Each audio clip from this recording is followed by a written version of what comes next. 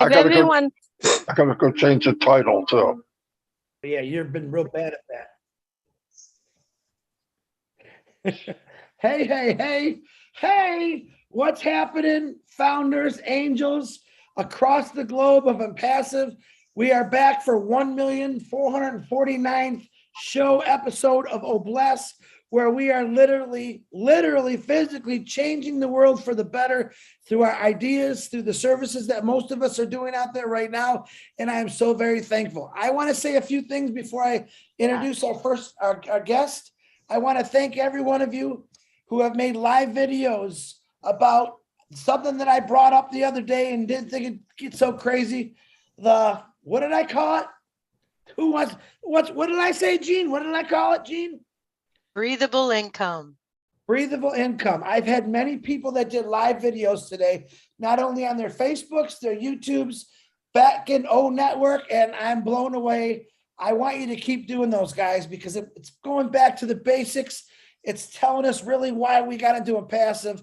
And a lot of it is about Obless and what we're doing and why we're doing it and why we want people to still know about Impassive, even though that founder position is closed. When we launch, resellers are coming, okay? Customers are coming. So don't forget that. I want you to keep doing what you're doing. And I'm extremely proud of every one of you that participated. And anyone that wants to participate and do a live or a post, I personally will share it on my Facebook and blow it up everywhere I can, because that's what I love doing. All right. So today on this 1,449th show episode of Obless, we've gone through many, many things. I was explaining to you earlier about how I want to get everyone in every country part of Obless and be able to hear your voice. I also told you earlier, I would like to include my buddy Greg Blackton, who was always talking about electrical cars. I'd like to hear his ideas and opinions. We're going to make a show for that. I have people calling me in about dogs, animals, lovers, tree huggers. I don't care what it is. Obless is for everyone. It's for everything. There is no, I'm still a big believer. We got to take care of those kids first. But we can do it all. We have enough people in here right now where we can take care of just about every problem financially and at least get people started and helping them out. That's why I love Obless. And every one of you are part of this, and I'm really, really excited about it. So I also would like to call for the people that just came on. We had a very beautiful sister that passed away on Sunday, and it broke my heart because I just found out about an hour ago. Leanne Bonnet, please keep her in your prayers, her family. She was a 100% believer in Impassive and Obless.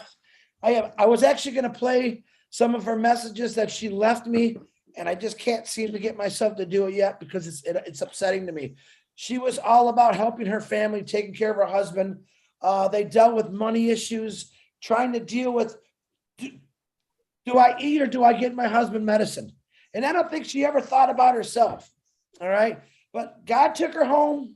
Because God took her home. He needs her more than we need here, I guess, because he's getting her ready for those angels in the sky, and she's going to be watching over us. But remember this, we never know what time it is, right? We can go at any minute. We want to live the best lives we can.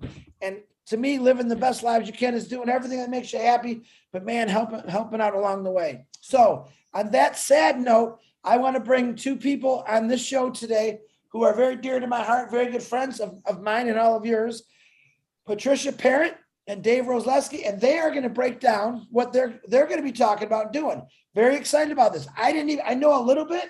I said, I don't want no more. You guys just come on and do it. So I'm going to give the floor to Pat Parent.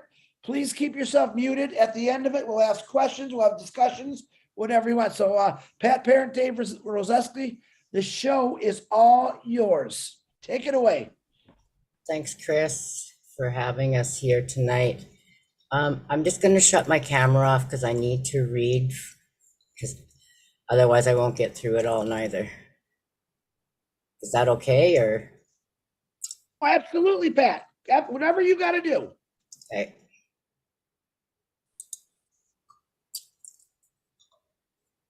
Hello, Marty, everyone. Co-host, Marty. I'm sorry, Pat. Marty, can you make me co-host, please, too? Go ahead, Pat. I'm sorry. No problem, Chris. Hello, everyone. My name is Patricia Parent, and I'm from Regina, Saskatchewan, Canada, and I am your friend and your sister. I'm very proud and honored founder with On Passive. I am also grateful, thankful, and blessed to be here this evening with all of you. Thank you, Chris Johnson, my brother, for this amazing opportunity to share on this Oblast brainstorming webinar with our hopes, dreams, and inspirations that come to us here in Saskatchewan, Canada, with my dear friend Judy Reese and Brian Ketchar. I can't say his name properly. He's from Estevan. Everybody knows him. And the other founders that I met with a meet and greet. I'm sorry that they're not able to be here with me to help present this, but I'm also very grateful, thankful, and blessed for another dear brother of mine, David Rolansky, for all his help and knowledge and dreams and plans to only find out we hit it off with the biggest bang, both with our passions to bless others and to build lives and to make them sustainable living. We are united, working together on lots of different plans to build hopes, dreams for others together across Canada, US to start with, but also to help where we are needed in other parts of the globe at the same time. After following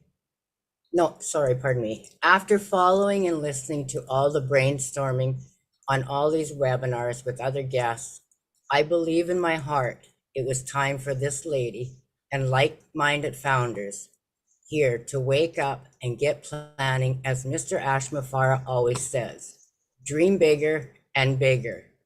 So we have a massive dream now, Mr. Ash, and we know all things are possible. Nothing is impossible. But now we must not just have it in our heads, as I usually do, as I'm a visual person. I visualize a lot of things. I'm a person that is only a one-finger typer. As I told Julie today, I'm not a planner. I can vision it. I'm not a paperwork person. I always left that to others who could type more faster than I could. Laugh out loud, but it's true. So this is our why. We have been blessed with David, Judy, Brian, and many others in Saskatchewan, founders here. Even though she isn't here to help me with this tonight, with the presentation, due to traveling back home tonight from her holidays, she sent me a quick message and told me that she's with me always, and I know she is, just before she boarded her flight. Her guidance and knowledge has always been very spot on for everything that she believes as a founder. I could not believe it took her 2 years before deciding to come in, but you know what? She has not stopped since. But as we all know, it takes many, many people to build a village or a town. And Mr. Ash, this is exactly what we are wanting to do to build outside of Regina, Saskatchewan, Canada, and then one close to David's area in Rockaway, New Jersey, USA.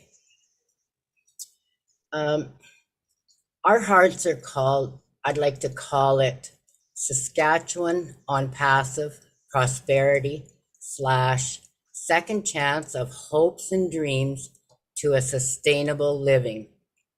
And I know David Rolansky's, he came up with one name, but he said he wasn't sure if it was going to be that or not. Trash Can Farms. Just hang on here, I'm going to close this now.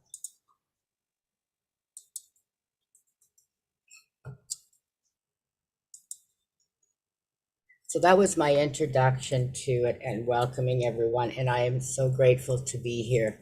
Thank you, Chris, and all the founders. To start off tonight, I would like to, David had found a saying that he always enjoyed. I'm not what I should be, but praise God, I'm not what I once was. And you know, that's perfect, because we all need to keep moving forward. Thank you, David, for that. So as I was saying that we have plans for a village or town, I'm going to let David do some of the talking, but I'm going to do a presentation. It's going to be about how to build it. These are not exact, folks. We are just trying to make plans and find different materials and different things that we can use. And if anyone has any suggestions or opinions, please ask after. Because I'm on a roll, I have to keep going, sorry. In our village and town, we'll provide food, water, shelter, power, energy. And we'll go through some of those different ways that we were working on today. And I have to really thank David for his pictures and stuff. And I really have to thank myself because I learned how to use PowerPoint today and yesterday. But anyways, God keeps me going.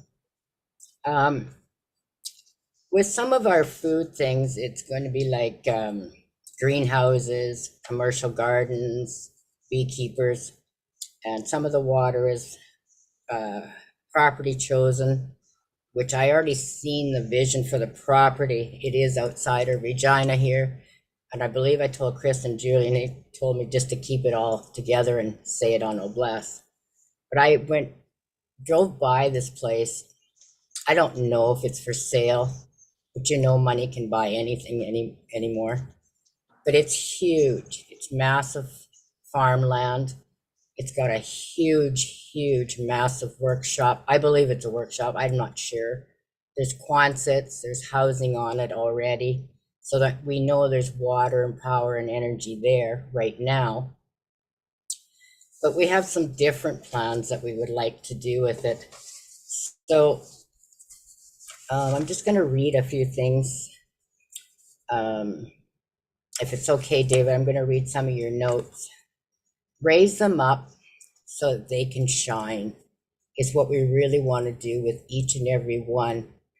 Because, you know, right here in Regina, last winter, we had people in tents in the winter. And I live on the 11th floor, and I can look out my window, and I've seen, breaks my heart, people with cardboard boxes laying on heaters just outside.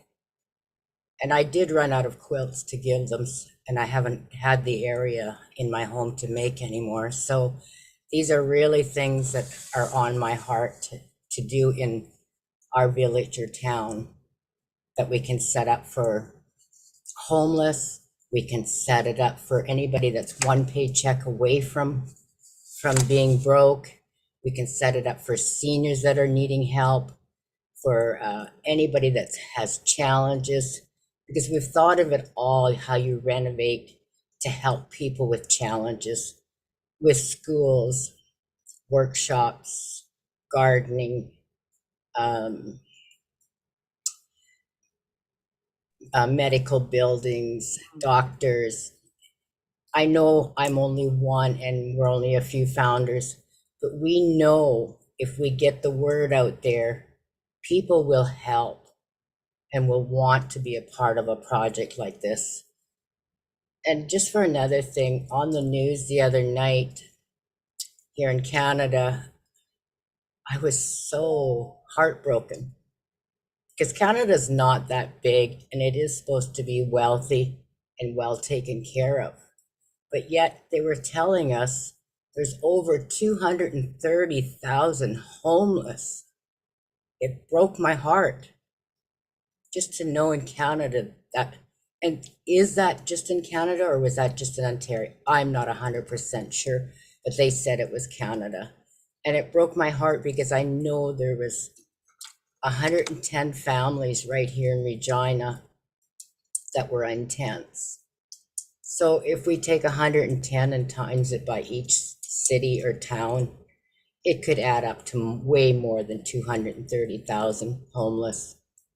And that can be of anything from poverty to just parents not being able to live with children. They're living on their own and they're not able to do it anymore. These are all the things that are really close to my heart. And I'm going to go through a few slides instead of going through, but I really believe everyone needs a second chance.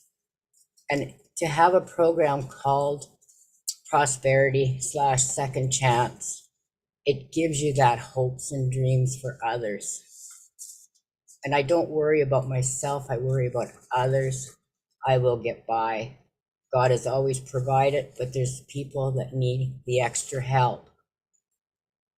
And there's disabilities, you know, there's service that I want to be able to give them jobs, help them with their special needs that they need, help anyone that we can work together in the community or village.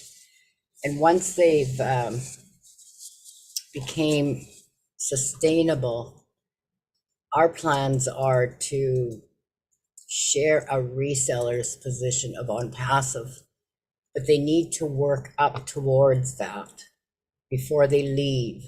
They need all the education, they need the training, they need to know how to run a business. Because like I said, I'm not a big paper person. Like I said, I just learned how to do PowerPoint for the presentation tonight. But it's called never giving up, and never giving up on your neighbor, because that's what we need to do everywhere around the world. So if you don't mind, I'm going to share my screen if I'm able to, Chris. And we're going to, thank you. Hey, you're doing a great job, lady. You keep breathing there. You're doing a great job. I'm not on oxygen yet today, Chris. I'm good. I'm saying you're doing awesome. I'm like blown away right now. Okay, I'm just going to try. That's my partner. Thank you, David. Okay, can you see my screen? Yes. Perfect. Perfect. Okay. Yes. I have to introduce myself again. I'm Pat Parent, and my business will be Succeed Beyond. Seeing beyond yourself is success beyond. And I always believe I put the you in there because it starts with you, it starts with us, and it starts being united all together. So this is our project that it's Saskatchewan, Canada, On Passive Prosperity, Second Chance with sustainable living. And why I say sustainable, because no one will leave the village unless they have a sustainable living that they can handle. And founders, never give up on your dream. Live your dreams. Mr. Ashes always told us dream bigger. So I had to throw that in there. Yes, I'm from Canada. Let's get together around the world and do things. This is one of Dave's reason with this little guy, and he's from the United States. Thank you, David, my brother. My pleasure. And here I have the heart with the rose with On Passive. And what this represents to me is everyone that leaves our sustainable village will receive a heart with On Passive and a rose, because then they've succeeded beyond my measures. This is my friend Judy Reese. I wish you were here tonight. This is Brian, and we are from Canada. We are from Saskatchewan, Canada. And this is Dave Ralowski, and he's from Rockaway, USA. New Jersey, sorry, USA. This is one of our core values: commitment, excellence, trust, and integrity. And I believe those are On Passive's things also. I had to throw this in there. Amen. With Jesus in her heart and coffee in her hand, she's unstoppable. And that's what I believe for myself. A little engine that can. Thank you. And another quote that David brought to me was, be sure to put your feet in the right place and then stand firm. So if we surround ourselves with greatness, all things will be done. And lifting up humanity, this is what Oblast is all about. And if we all start here as one founder and each leaf, we keep growing, it's like those apples coming in or oranges, and we keep spreading the seeds. And each seed that gets spread, it grows another tree.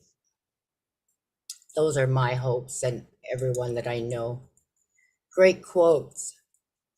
What we fear doing most is usually what we need to do. Think positive, and positive things will happen. So I do think positive. I try to turn every negative to a positive. Remember, we are all in this together. Brace yourself. Exciting times ahead. This is my introduction now, but this is my big why. I love the smile. This is my next smile. You see that big bright one there? That's mine. It's been my goal since day one to have my teeth fixed. And with my breathable income, Chris, I'm going to be able to do that. Big journeys begin with small steps, and this is where we're starting.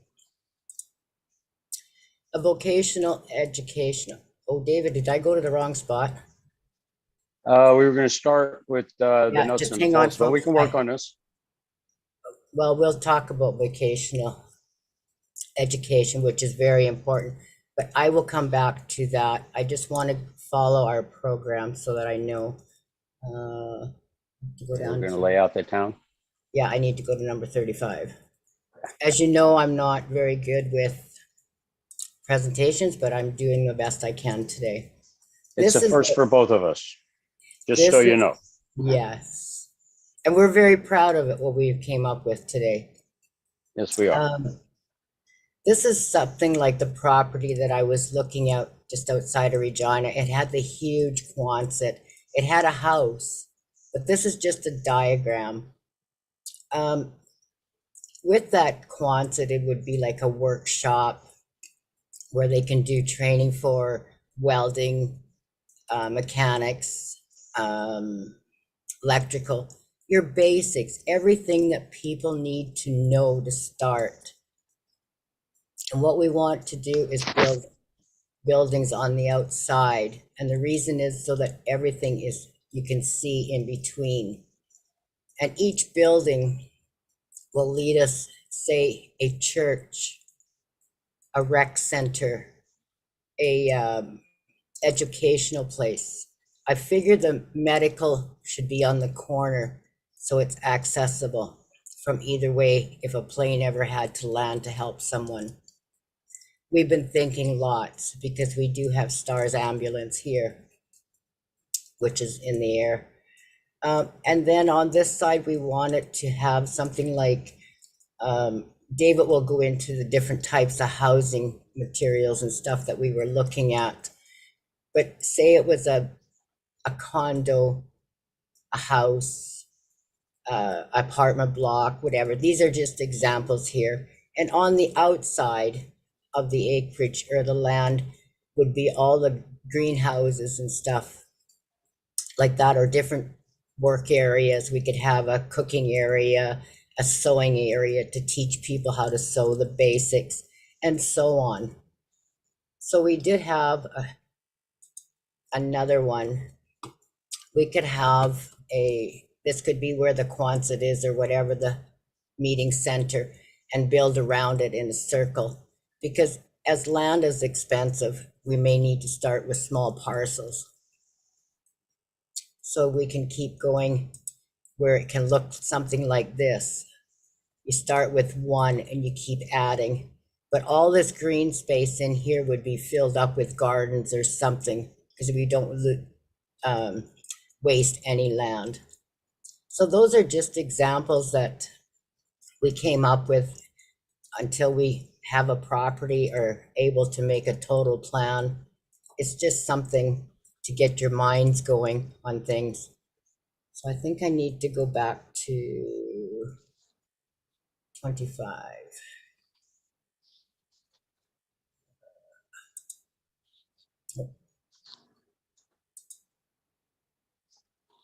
Yes. And David, I'm going to let you take over and explain the different types of homes that we thought of that we could put on the land to for the environment and stuff. Thank you, Yeah, Dave. yeah. When it comes to the homes, I mean, there are just so many options that we have. You know, like here's an example of an Adobe house we can use. We have a photo of other houses, like we can make mud brick homes. Like this is an Earthship. This is a wonderful design that I really like. Somebody pioneered it back in the 60s and 70s. It's a nice, good environmental home that's built with recycled materials, tires and things like that. And here's a picture of that. And what they are is earth packed tires for density and strength, which also offers a lot of insulation values in case you're in, you know, colder environments. It's built with a lot of thought and planning that goes into it. You know, it's good for areas that get about 2 inches of rain a year because it's designed to catch all the water and clean it and store it. It's also designed with a gray and black water system, you know, black water being your septic that'll go out to a leach field, and a gray water system that'll go from your shower and your sink out to water your gardens. And it's also got facilities inside if you want to grow your own food or flowers and things like that. So it's a very utilitarian, off the grid, independent setup that'll be, you know, that would be good because if there's a lot of trash in a lot of areas, well, you got a lot of building materials. It's made with, you know, glass bottles, plastic bottles, beer cans, anything you can use, and it all offers good insulation. But we've also got other options like mud brick homes. Like right here, you can build them each brick kind of like Adobe, and they go together and they're real cheap. You know, and you can do it right off the land. It's no cost. Another thing about bricks that I heard about was Elon Musk with the boring company, with all that stuff that he's boring out, and he's got an offer for free bricks, which could also be used not only, you know, in these towns, but for other projects through Obless. I know everybody, you know, you need building materials. Well, Elon Musk will give them to you. I don't know all the whys and what fors. I'm going to find that out and you know, submit it to Obless so we all know. But that's an option too. We've got 3D printed concrete homes, which are really interesting. They're good for, you know, hurricane, tornado areas. Are good and strong and durable and very easy and cheap to set up, you know, kind of like the 3D printed homes, but it's just a little more robust. And here's a 3D printed home that you could pretty much set up any which way you want. It's just a matter of how you design the printer and how big an area that it'll print on. You know, very versatile. The houses go up quickly, inexpensively, and, you know, from what I understand, they're very comfortable to live in. You know, so we have all kinds of options. We've got shipping container homes we can do. There's been a lot of people all over the world that have been doing them. There's a lot of really creative places. You know, I've seen them that look like castles. I've seen them that look like warehouses, and I've seen some that look like something Frank Lloyd Wright would design. You know, you got a lot of really creative people, so they're really good materials and relatively inexpensive to get and use. They have them coming from all over the world, so they're not that hard to get. You know, and as far as, you know, the property that we're looking for, you'll want to make sure you've got moving water. This is a nice hydroelectric generator. And if you have a river or a lake or a stream, what you do is you dig a little offshoot off of the side, you know, to divert the water over into this generator here. I found it's really amazing. And if you have fish in the lake, live fish, they can go through this particular generator unscathed. They will not get hurt. They'll, you know, and then after that, the water gets fed back into the river. So we're not taking anything from the river, or you can divert it off so we can irrigate, you know, our food crops or drinking water, you know, and other options. Other forms of energy we're looking at would be wind.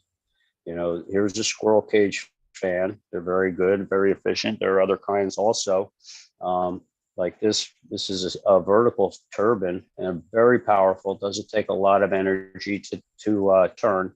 And if you keep them up in the air, like on top of the buildings, you get them 20 feet, 30 feet in the air, and lay them horizontally so they're stable, kind of on like a lazy Susan. So it spins around, it will produce an inordinate amount of energy. The fellow that was doing the earth ships was using them, and he had to stop using them because he was blowing up his systems for the house. In these cases, for the town, it would be fine because we would be using that town and pumping all that energy to run the entire town, machinery, lights, everything, you know, refrigerators, everybody's homes. So we'll use that energy and we'll be able to have some left over that we can store for emergencies, or even make the town some money to bring something in so we can do more facilities. We can sell it back to the grid if that's possible in the areas. Where are we at? Thank you, David. Oh, my pleasure, my pleasure. And also, we need to go back to our personal development, which is a big part of any town or village that we wanted to set up. We need the mentoring, the consolidation, all these things that are very necessities. We need our health, the skills, the practice, the talents, the social abilities, the inspirations. So it all goes back to, I'll go back here, vocational education. You know, who can qualify for what? We know with OnPassive, we have an e-learning platform called Ocademy. We have other platforms that we can use, OConnect, to help keep people connected with their families. With Ocademy, we can do a lot of training and teaching. So that is a big part of our knowledge that we'll be able to put out there. And as you can see, we'll have schools and online learning. We'll have workshops for any age, because there will be children on these villages and towns or whatever that we decide to build, and help them train to learn.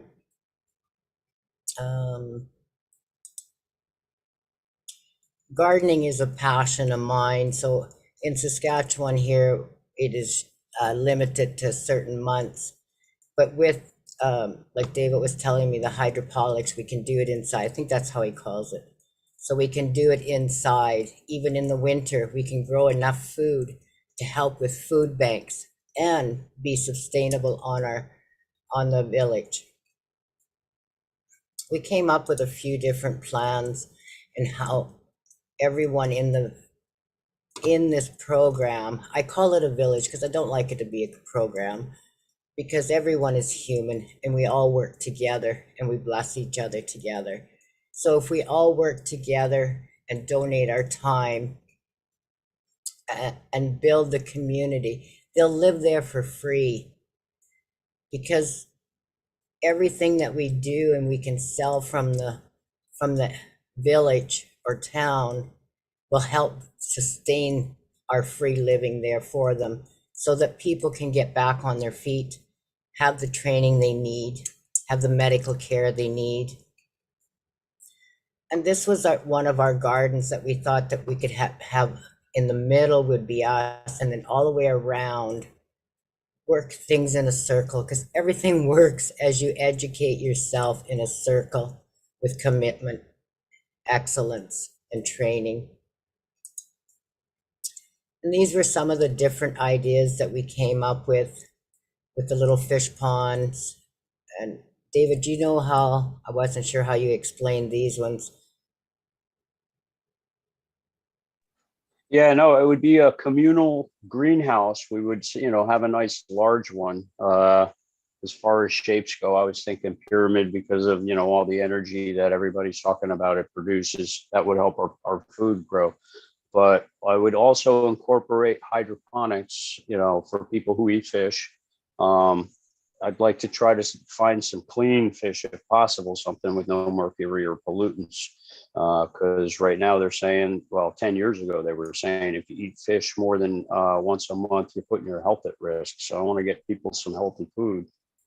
But we would start in the center with a nice big communal greenhouse set up with aquaponics. Underneath it, we could have a shelter that would double as a hospital, and we could also do our hydroponics underground for the winter growth to keep things going.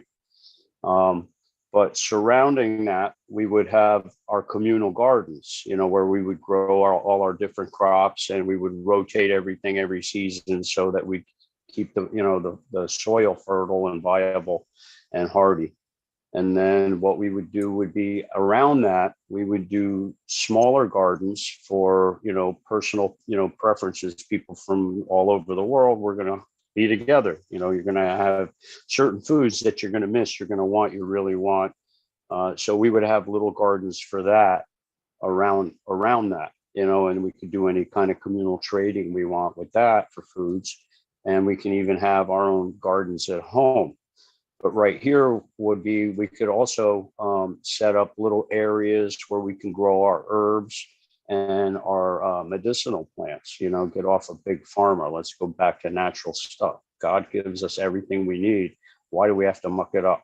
Let's go back to good, healthy, wholesome stuff.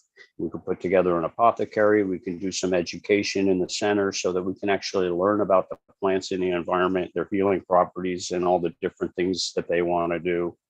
We can grow hemp for textiles, make all our own textiles, make clothes. We can make all kinds of other things.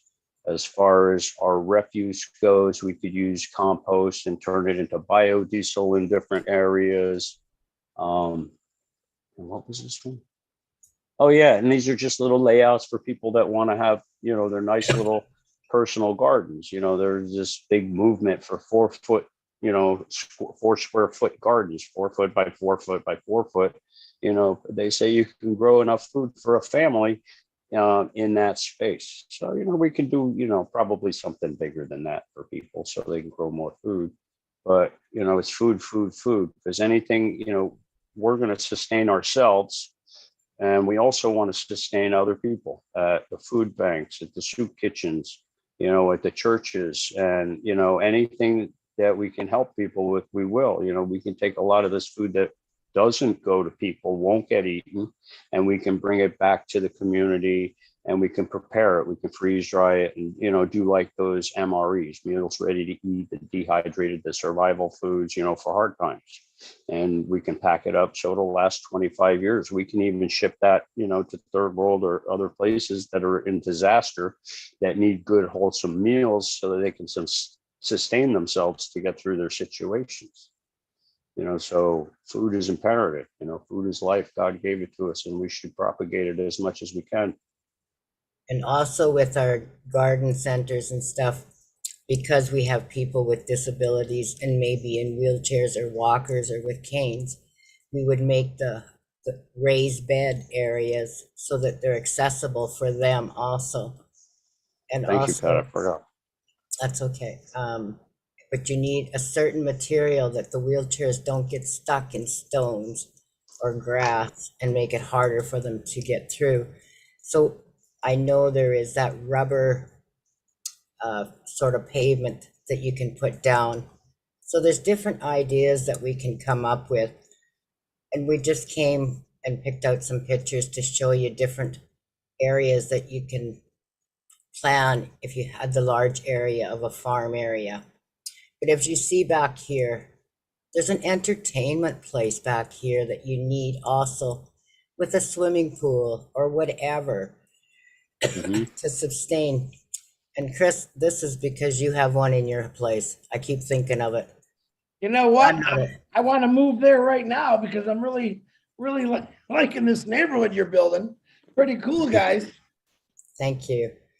So if we have the greenhouses back here and all the plots and stuff here and the entertainment. So when it is in Saskatchewan or wherever these are built, when it's really hot, you can go for a dip. You can go for a swim, take a break.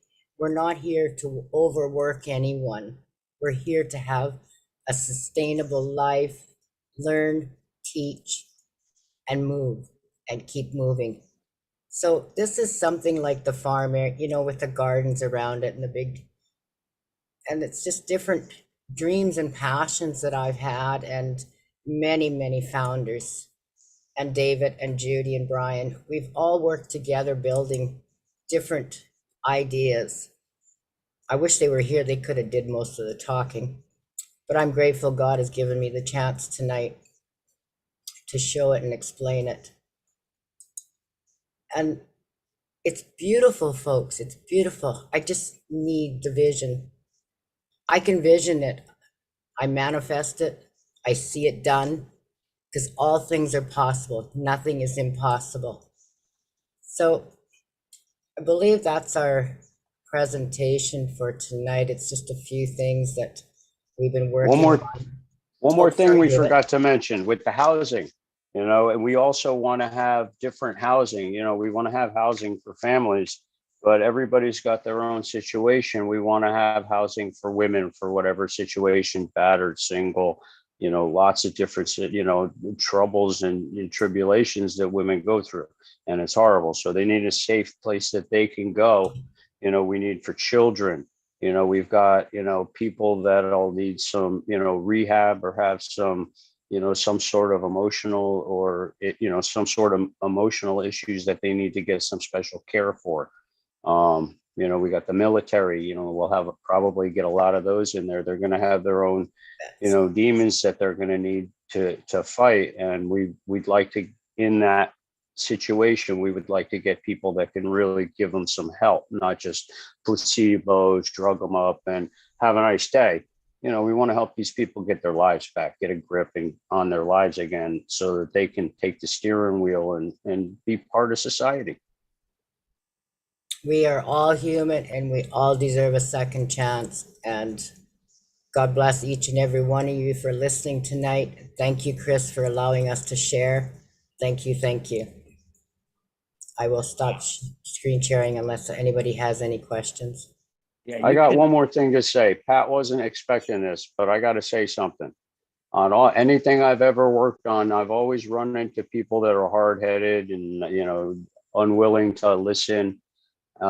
If anybody ever gets an opportunity to work on a project with Pat Parent, do yourself a favor and take it up. I have never met it, you know, there are so few people with as much heart, love, and compassion for people like her, Ash, you know, they're Gandhi, you know, I put her up there. She's good people, you know, she keeps God first, she keeps the heart and people second.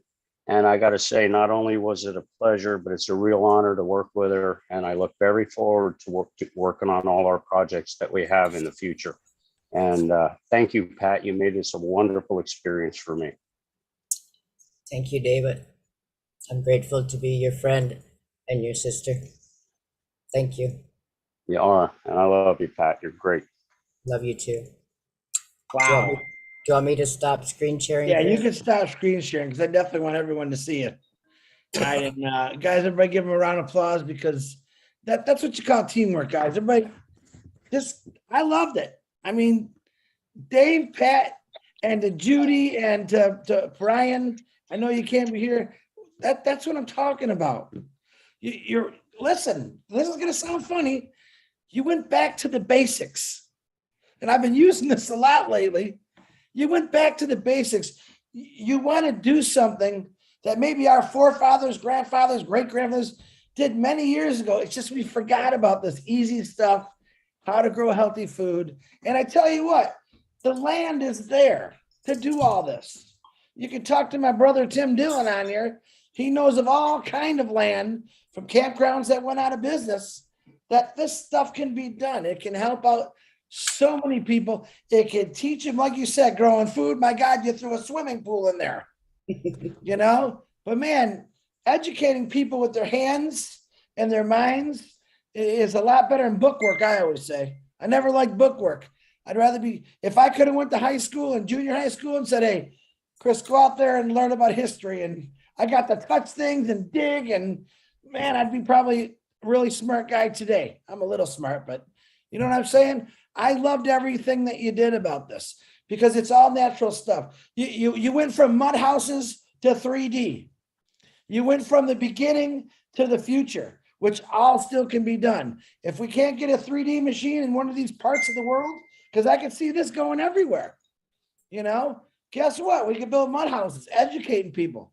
All these things are possible and doable by people in your village. And I like that you said, I don't want to call it a program. Let's call it a village. Love the idea. I think that's part of, I think Ash was kind of saying that a long time ago. Let's get rid of the words we use to me that are negative. Get them out of the way and let's put different words in there.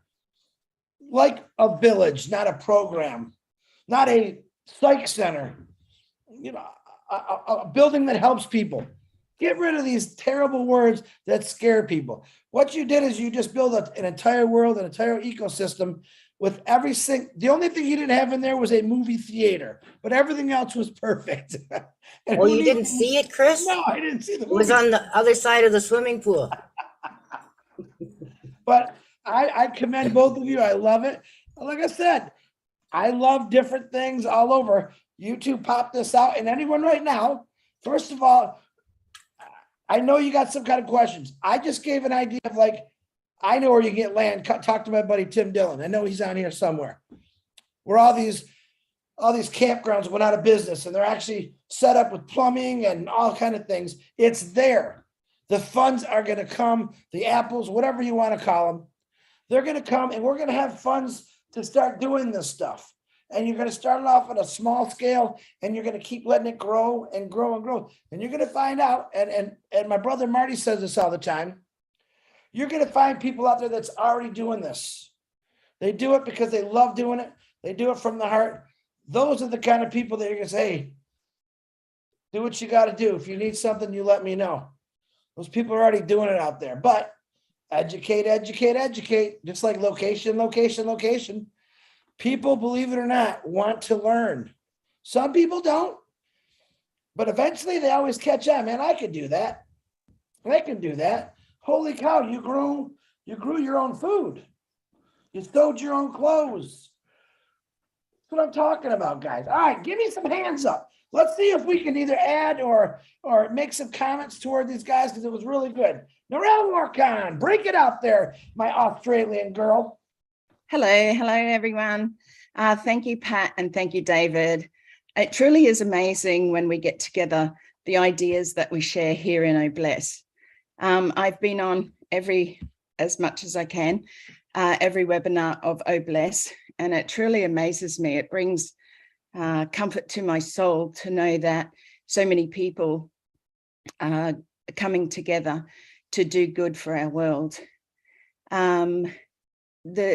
A sustainable environment is hugely important. But what I wanted to share today was that most people have been told at some stage in their life that they weren't good enough, that they didn't step up or they didn't do something, or they were told that they just weren't good enough. You know, what we need to bring to everyone is that everyone has a purpose in life and everyone should be lifted up. You know, humanity is being lifted up by those on passive. You know, what you shared today is going to be everywhere because many here, and I see Cynthia Brown as one, that have already that idea. You know, I have it written down in a book somewhere for me to put together a village for those women who've been through domestic violence. But it's not just giving them a place to sleep. You know, it's providing them the talents of how to cook, you know, having massages available, having those gardens that they can create. You know, that's what people need. They need a purpose. They need to know that they are good enough. They need to know that we care about them or someone cares about them. And that's where it gets lost.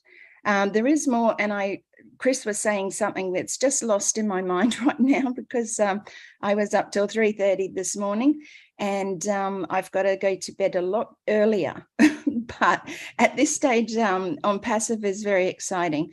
But I want to say thank you, Pat. Life is busy, and together on this once a week on Obless platform, we get to share with those founders who have the biggest hearts. We are all here for the same reasons, and that is to lift up humanity. So thank you once again, Pat and David, and thank you, Chris, for allowing me to speak. Thank you, Narelle. And you guys don't ever have to thank me because I want everyone's voice to be heard. Once again, Narelle, you've always got beautiful words, and I do appreciate you because I know what those hours are like. I used to do them with you. Now I'm a little older, but you keep going. And remember this, guys, every webinar is recorded. If you have something to do, spend time with your family, man, that's why we record them. You can watch. If 2 people showed up on Noblesse, I'd still be happy. But if you got something to do and you can at least watch the recording later, that's okay with me. All right. Susan Hodges, please unmute yourself. Yes, hi everyone. I'm excited. Pat did a wonderful job and so did David.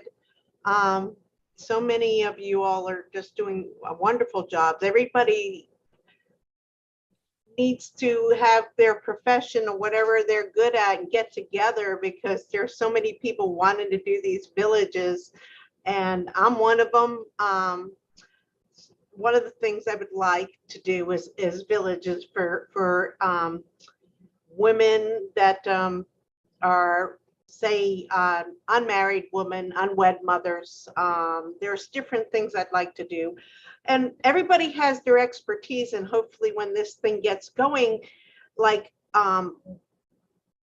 certain things would be the cheapest way to go, but the best way in different areas. And somebody with that knowledge would be able to help somebody else. And there's so many people in this, or on passive that have so much knowledge that we need to be able to get together and figure it all out so we can help each other with it, because everybody's area, if you work like in your area, just start there and we grow and grow. We're going to get it all over the place because there's so many of us and we all want to help and we want to do kind of the same things. I mean, the greenhouses, my idea is you have to be able to afford to pay the taxes. Even if we paid for the land and the homes, it has to pay for itself. You have to be able to sustain that. So maybe some of that food we're growing, maybe we could sell some of it, and also soup kitchens, but we're going to have to find a way to make income to make it sustainable along with the Obless. We can make the money through that. And hopefully training kids at school is what I would like to do for the children too. So, there's just so many ideas and everybody's so smart, but we all have our expertise in different areas. And I think we need to take that expertise out and bring it together because we all want to help everybody. Thank you. And thank you, Pat. You're a beautiful, loving person. And I love you so much. And thank you, Chris, for having me. And thank you, Lynn and Julie and all of you. Love you all. Good night. I have to go to bed. I got to work in the morning. Good night. You're welcome. Thanks, Susan. Chris, I need to go off camera for a minute to do my nebs. I'll be right Go back. ahead. No, Patty, you go right ahead. You go right ahead, Pat. Okay, Susan, thank you very much for those wonderful words. And you're right. There's lots of things that we can do. What we just have to make sure they get done. That's where I come in. I have to make sure that people follow through. That's my responsibility. I took it upon myself. If Raphael from the Bahamas said, Chris, I'm going to build these damn shelters and no one's going to stop me, I'm going to be the guy saying, no one's going to stop you. Keep going. I'm here to remind you, Raphael, what we're doing this for. I'm also going to pick up a shovel and I'm going to dig with you. All right. That's the attitude that I'm having. Do I expect you to have it? Yes, I do. If you really truly care about people and humanity and want to change it, we are going to have to get our hands dirty. Ladies, we're going to get dirt under our nails. We won't be getting pedicures and manicures anymore because we're going to have mud, dirt, because we're digging the holes to help people's lives. That's what we're going to be doing. So Lori Lund with that beautiful horse, giddy on up, lady. What size do you want, Chris? Better give me a What big one. color? I gotta go. I'm Big gonna one. find it. Huh? A real big one I need. I can horse around again here one of these days soon, but anyways, I'm figuring hopefully next summer would be awesome. Anyways, that was excellent, Pat. I love the diagram and stuff and gives you more of a visual and everything. And, and growing the foods and everything and thinking also, you can have a herd of cows out back and get good beef. And, you look at stuff in the store with all the chemicals and, and it's so hard to choose and figure out which is, better to eat without, but anyways,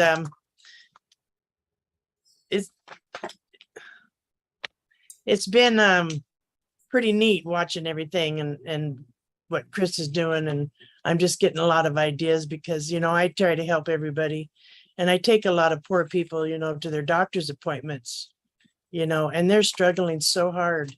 And I cannot wait just to help them, and give everybody a boost or something, because that right there would just get them encouraged and tell them about on passive and get them rolling on being a reseller. And that's what I'm excited about there when it really comes through. I've been talking to quite a few people about that, but I'm excited about helping people. That's going to be great.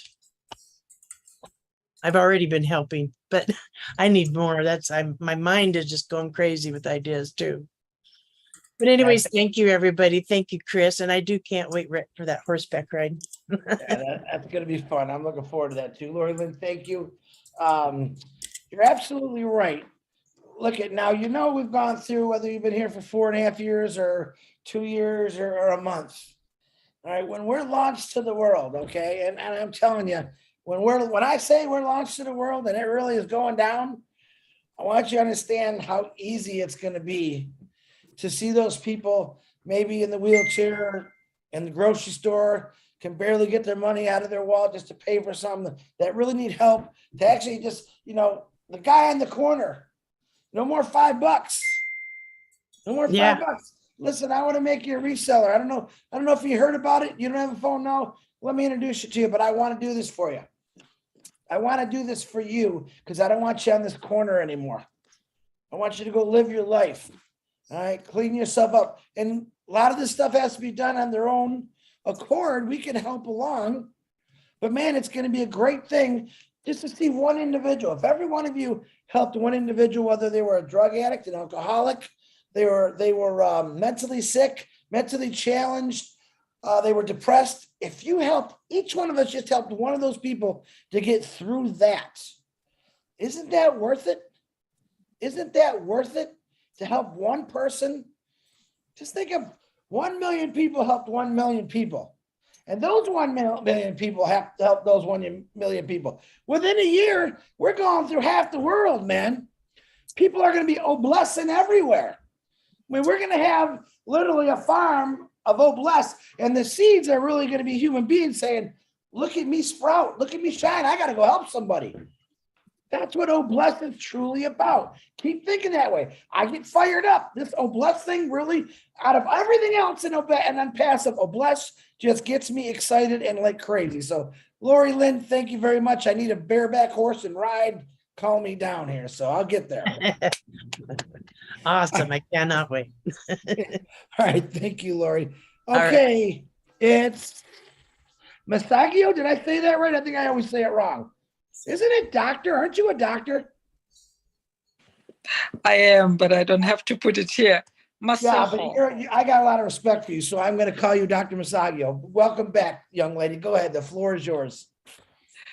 Thank you. And thank you, Pat and David, for a wonderful presentation. And thank you also, Chris Johnson, for always organizing Obless. We really are fired up with Obless. I would just like to say to Pat and David, that was just amazing. It helps us to visualize how the world will change. When I saw the way their presentation is laid out and how they dream about this village with almost everything included there. And the most impressive thing is that a lot of their, within their concept, there is going green, going green, going green, which is also going to save the planet as well. I mean, it was like a very inclusive village. Almost everything is included there already. But I was just throwing an idea to say, I don't know how they started it, but to say, were they thinking of consulting the communities so that they could also do kind of a bottom-up approach where people could also express what they need, how they need it, how they need it to be designed, you know, some form of ownership together with the community. Maybe they've already done that. Otherwise, when this thought was going through my head, I was like, who would not actually take this anyway? But there's always, it's always important for sustainability and for people to own what is being built for them. So I was wondering if they thought about that. And I also have a question to say, because when I looked at this, I was like, this can be replicated all over the world. And some of us who are coming from developing countries like myself, and with projects that are also really underdeveloped, this gives us a good idea on how to think and how to plan. So it has really made impact in us. Thank you so much, David and Pat, and the team that was not there as well. Really motivating and inspirational. That's me. Thank you. Bye. Dr. Pat or David, you have anything you'd like to say? I would love to say thank you for your questions and everyone that is giving us answers back. We are open for opinions, options, whatever. Like I said, it's just a plan that we're putting together. We haven't talked to the city or anything. So if anybody knows any engineers that can help us, or anyone that is, I'm open for help for everything. Because like I said, I'm a one finger typer, but this one finger got a long ways today.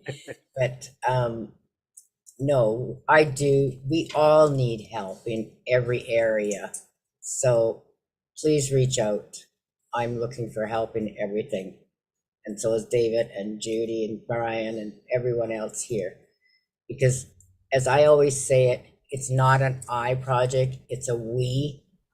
And if we can always say we, we'll go a lot farther and we'll keep moving. Thank you. Yeah, Doctor, thank you. Guys, like I said, a lot of the reasons I'm doing this too, it's because I love doing it, number one.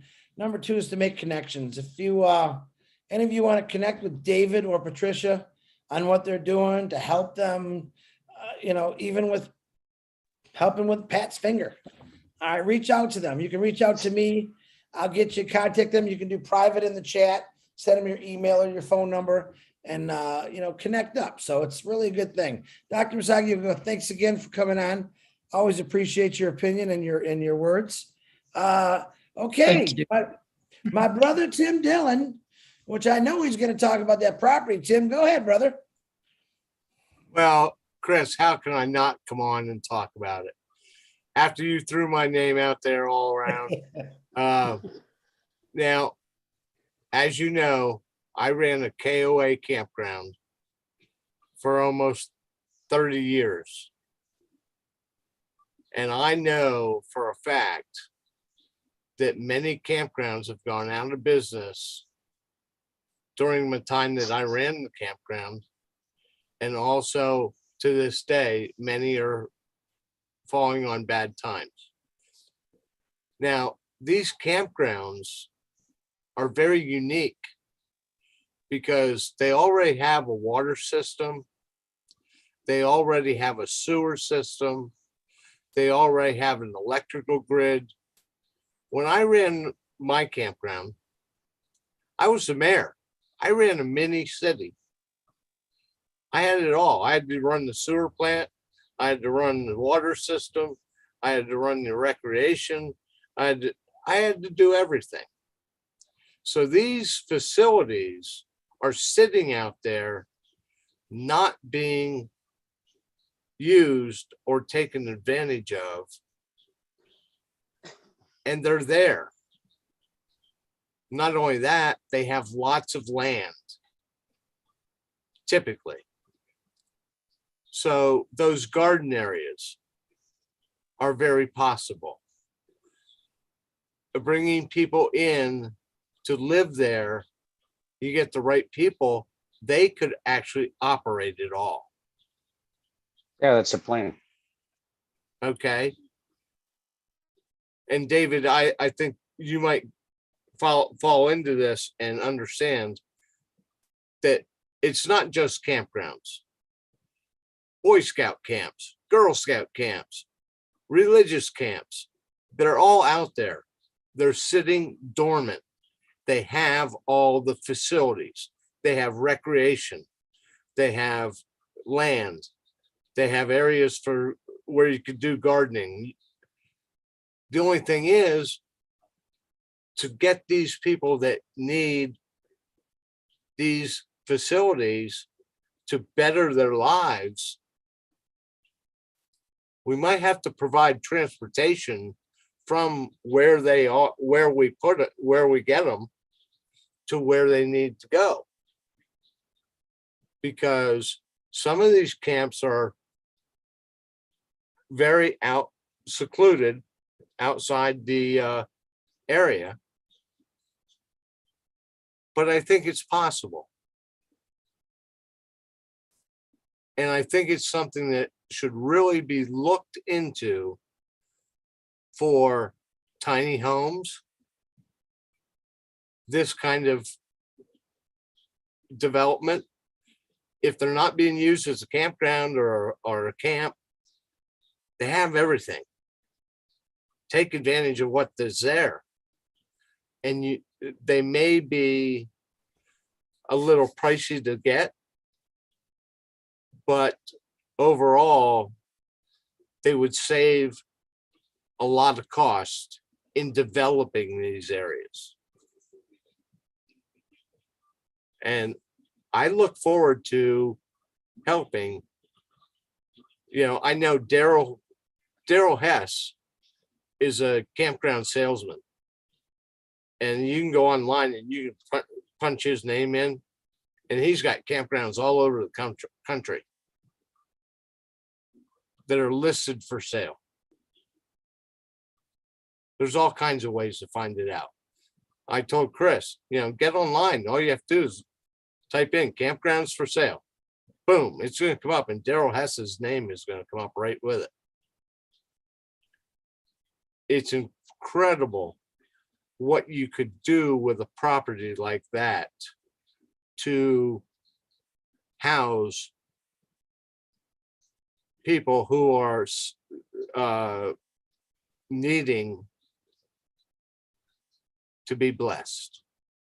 Because not only would they have a place to live, they'd have recreation. They might have a fishing pond, swimming pool, yada, yada, all kinds of stuff. I don't know what else I can say, but I had to follow up, but Chris was calling me out. You said what I wanted you to say, Tim. I just want people to know that with their ideas or the visions they have, there's lots of property in this world for sale. Why not get a piece of property that's already set up with already many things? Already developed, ready to go for what you want. Right. Tim, I appreciate you, brother. Thank you for coming on and speaking. You're very welcome, Chris. And I love all you guys. We love you Hey, too, brother. You know what? We're going where no one has gone before. Beam me up, Scotty. Star Trek. Okay, thank you very much, Tim. I heard that, John Burley. You're starting trouble, aren't you? All right, Dr. Benny, I see that you are right side up again. Go on, unmute yourself, please, my queen. Ooh, finally. I was laughing. Everyone's texting me, Chris, Dr. Benny's upside. Well, I think she knows that she can see her. Well, now I think she can see herself. I wasn't sure, but glad to see you right side up, Dr. Benny. Thank you. Thank you so much. Thank you so much, Brother Chris, for giving me this opportunity. I will always say good evening, good morning, good afternoon to my brothers and sisters on this amazing webinar in different parts of the globe.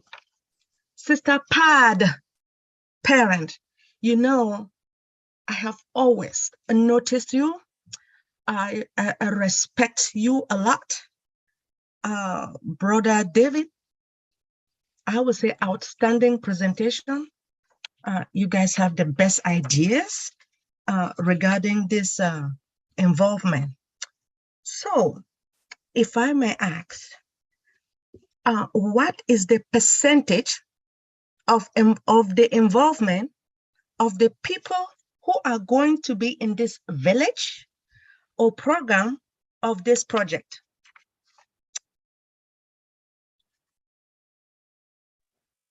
Well, what we thought we would have would be a certain core of, regular paid employees to keep the place running, all the basics, all the core. Everybody else would contribute. Anybody else that would come into the program, we'd be offering vocational, education, so people that could get jobs.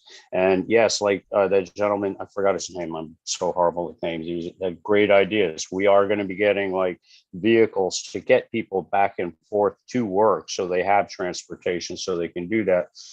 But what we would ask them would be, after work and you're doing your life, you donate some of your time. You give us 2, 4, 6, whatever's comfortable for you, whatever out, but yet functional for the town. We would ask you to donate your town. In return, we would give you shelter. You would have your home, have your area that you could call yours. You could take your life back. This would be probably a 1 to 5 year plan. We would bring people in kind of from the prosperity centers, the homeless people, people that are just down on their luck, like Pat said, a paycheck away from falling apart. We can bring them into the safety net, into a nice safety area where they can, relax. They can, put their lives back together. And as they progress, one of the things that I want to do is work on getting other properties, distressed homes, things that could use a little spackle, a little paint, use some of the people that are in these prosperity centers to volunteer their time, so that we could rebuild these homes, so that when people outgrow our little area, they can have another house. We would make sure it's at a lower price point so that it would be affordable for their situation. So, we're trying to help them grow, not make a profit on it.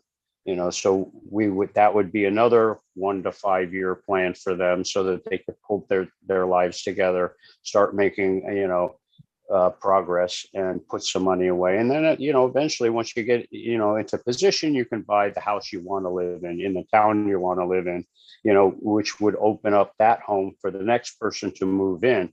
So we would have a steady flow, from, oh my God, I'm broke, I'm on the street, I don't have a home, to, okay, now I've got a place that I can go get food, shelter, safety, little medical help, a little education and training. And we would slowly move these people through the process so that they could take back control of their lives, really take the reins and understand what they're doing. They can get these education. If you don't manage money, you can learn to manage money. If you don't know how to swing a hammer, you can do that. You want to learn computers, we'll try to do that if we can. Depends on where the interests are. And we just try to help them the best they can. Like I said, we want to raise people up so that they can shine. And we want to, change their paradigm, change the way they think, so they know the world isn't just beating them down anymore. Now you're in control of your life. Now you're going to do something. And hopefully we can, spread the idea, the mindset, and, they can pay it forward and go ahead and help some others, and those that are unemployable due to some sort of, emotional, physical, some sort of issue that you have, well, you can come in, you can donate your time as well, and we can wind up gifting you a founder's position, and then we can give you some training as far as running that business, so that you can handle your money and make your decisions, and then again take control of your life and move forward. Brother David, I am so proud of you. Now, when I saw the building, and I know all of us saw the building, the environment. You know, it is too good to be true. I mean, I love it. Now, and I saw something you talked about, like the 3D printing. Now, have you looked for those builders that they will utilize the 3D printing? No, I haven't actually done the research as far as who's doing it, what's involved, or what the costs are. But I have been keeping an eye on the technology, you know, and see the leaps and bounds that it's making and how much more accessible to the field it is, you know, how you can bring these printers out and actually do the work. So I think it would be a really good, fast way to, you know, throw up a lot of homes, because you could, you know, put together a few crews as it's going. You're putting in your plumbing, you're putting in your electrical, you're putting in your AC, any other technologies you want, you know. So they would go up pretty quickly and they would be ready pretty quickly so we could place people. This is amazing. Thank you so much, brother. When it comes to this 3D printing, I would really want to follow your footsteps, because I want to know where you will search for these people, so that surely we can work together because of All Bless. Thank you so much, Sister Pat Parent. Thank you. Outstanding presentation. Thank you. Yeah, and just so everybody knows, we fully plan on posting everything that we're doing, all our plans, how we're going to do things as we go in Oh Bless, so other people can use these ideas. And please, for the love of God and everything holy, anybody's got some good ideas or anything they want to add to it, please, by all means, because then we can all use it and we can, you know, customize everything for our areas and make it that much better for everybody. I mean, because it really is a team effort. And like Pat says, it takes the village. You know, you can't do it on your own. And the powers that be, you know, they're not looking out for us too good. And another thing, I'm sorry, this is a little off subject, but I just heard this recently.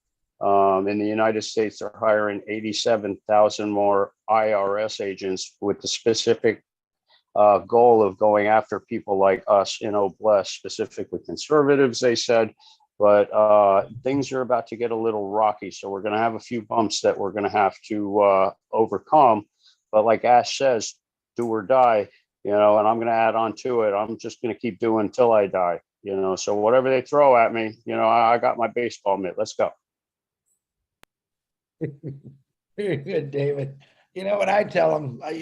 Famous 2 words that Marty Garmo used to say. You know what I'm going to tell them? Bite me. Bite me. All right. Thank you, Dr. Benny. I'm glad to see your feet are on the ground, let's say. All right, Richard Lamoot, what's happening, my brother? Go ahead. And we're not talking about those electric cars yet. I love all you beautiful men, women, and children of the world from the bottom of my heart. My goodness gracious, Patricia, David, I love every minute of what you showed us. You know, we have homeless people and poor people right now that are actually doctors and lawyers and nurses and carpenters, you name it. They're out there because society has put them there. Even doctors, for God's sakes, can't afford to live anymore. That's how bad it is. And I like this, what David said about the IRS. Well, forget about them. They can have the money. We'll give them their share. But we'll make sure that the rest of it goes where it belongs, to the people of the world that are still suffering. My goal is 1 person at a time, maybe 10% at a time, I don't know. But my goal is to stop all the suffering that's still going on in this world as much as I can. And I've seen a lot of cities where there's a mile square, and I mean a mile square, of abandoned industrial buildings, you know? And somebody told me that supposedly after so many years, you can buy that whole square mile for $1 from the government. Well, geez, they already got the buildings on them. Okay, they're metal, they have to be fixed. But putting pride back in the homeless and the poor people, they'd be happy to rebuild that into homes and take care of it themselves. And we make sure that they all have a reseller's position. Then they can become self-sufficient. The 1 mile by 1 mile becomes self-sufficient. The ones that live there are the ones that work it and keep it going. And like you were saying, gardens. I've seen now they're building gardens in water. They put a water pipe around and they just put the plants in there, and there you go. You've got all the food you want. Unbelievable. The technology of how to garden now is just unbelievable. And what's happening is the farmers are losing their farms. And it's sad. It's sad. They say there's lack of food. Well, yeah, poor farmer has to survive. And you got to remember that the weather is very tricky. So farmer never knows what he's going to have at the end of the year. But feeding the people is, I think, my #1 priority, to make sure they at least have food and water and a roof over their heads. That's my priority. After that, yes, take care of the addicts, take care of the alcoholics. You know, get some doctors to volunteer their time. You know, I spoke with a lot of homeless people, and I'll tell you, you have to get their confidence. You can't just approach them and say, well, here, this and that and that. You have to have them confide in you. You know, yeah, you have to open your ears and sometimes shut your mouth, which I got problems with, but that's okay. But anyway, that's, you know, the way to approach the homeless. They have to believe in you. They have to trust you. You got to remember what they're going through. I would not like to be in their boots. I mean, I was close to their boots, but I wasn't homeless. At least I still had a roof over my head. Maybe I had to beg for food, but that's okay. I laugh about it today. I'm very positive. But I love you all. I want to give you all a big, big kiss and a big hug. I love you all, beautiful, wonderful, handsome men and beautiful women of the world. Night, night. Thank you, Richard, very much. You can hug me, try to kiss me. I'm gonna bop you though. Thanks again, Richard. You know, I'm just kidding you. William Marshmallow Delorme, I haven't heard from you in a while, brother. Please unmute yourself. I hope you're doing great. Yeah, Chris, I like that. I may just do a post for your breathable income. I can't really do too much videos and Facebook. They seem like I don't like to give out my name too much because of scam artists. So I'm sort of want to stay in unpassive and be much secured. And right now with the breathable income would help me pay for my progress with physio and other things. I'm progressing. So like I went from 79 to 83 and he likes my walking. And I think of Norelle and her girl that has portfolio. It's all mindset. You can get to the point where they say you're not able to do things, and then you just show them that you can. And I want to add to Pat, you see what's behind me, it's a chameleon. Now you can go to Google and type in typing tutoring, and they have online tutoring and they're very good. this program with you start out with your home keys and you start with the chameleon, and then the chameleon eats the letter. It's a lot of fun. So you imagine you type with one finger, so imagine you're typing with 10 fingers. So you'll progress very quickly, and you don't have to spend a long time on it. Just something every day, few minutes, do an exercise, and you'll progress. Right. William, did you paint that? Is that what you said? Did you paint that or you type it? I do this to keep my, I'm not a person with games and all that. That really doesn't interest me too much. This was on my phone, actually. I have it's a number of paintings. So I downloaded this one because I like the chameleon, because I think of the typing tutoring. You I can like it. type with 10 fingers. It's really a lot of fun. I like it. I really think you're competing against the unicorn man, but I'll have to let him know William's coming after you with a chameleon. So Yeah, the chameleon will start eating the breathable income. very good. William, it's good to hear you again, brother. Nice to see you. Thank you for your wonderful words. Pat, David, you got anything you want to say to Mr. William? Thanks, William. I'm going to have to try that to Yeah, see if I can get the typing faster. But on the phone, you only need one finger too. So So I can imagine you what 10 fingers can do. yes, correct. I think you should hire him, Pat. You should hire William. I think so too, because I'm not a paper person either. Thank you. All righty, guys, it's 10:32. 1, 2, 3. We got 4 hands up. So if you want to get your hands up before 11 o'clock, get them up and we'll make a last call. Mrs. Is it where'd she go? Bridget, my beautiful sister. Come on, unmute yourself, young lady. Let's hear that beautiful voice. Thank you, Chris.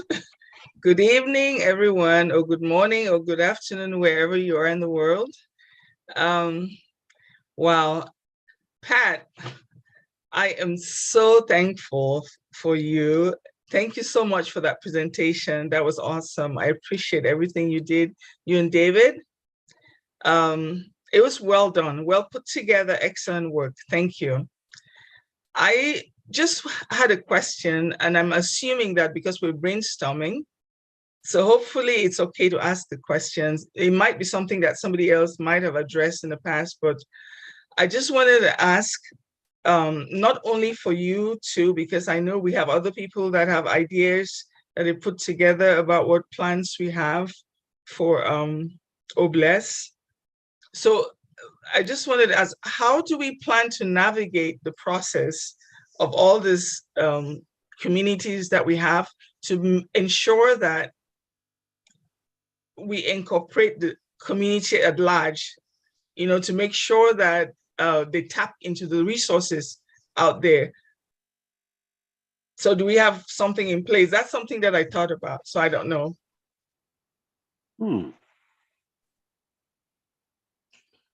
Thinking. Yeah, I haven't thought about that part, but that's a really good idea. I mean, we can get a lot of community support as well with it. If, we do a little promotions, go do a couple of, as we're growing and doing our things, we can go do some neighborhood projects that would, get us out to the communities so that they could see what we're doing and we're making a positive impact. And, we're trying to help those that are having trouble helping themselves. Maybe we can get them to donate some time too. Okay. Yeah, the reason why I kind of thought about that, because sometimes being in a community, you're trying to empower people, they could have some kind of stigma. So it's when they know that they're also able to interact with others in the outside world, it'll be a normal living. And, I guess that's just the thinking. So, Yeah, no, I mean, we were concentrating on putting it together and what we could do for people. But this is an amazingly wonderful idea. This is why we welcome and encourage getting some more ideas to throw into here, because we're just throwing around ideas at the moment. We haven't had anything concrete, but we are making plans of what we decide, we want to do. We don't know everything, and yeah, it takes the village. So any help we can get, any ideas, any input, it's only going to make this project fly a whole lot better. yeah.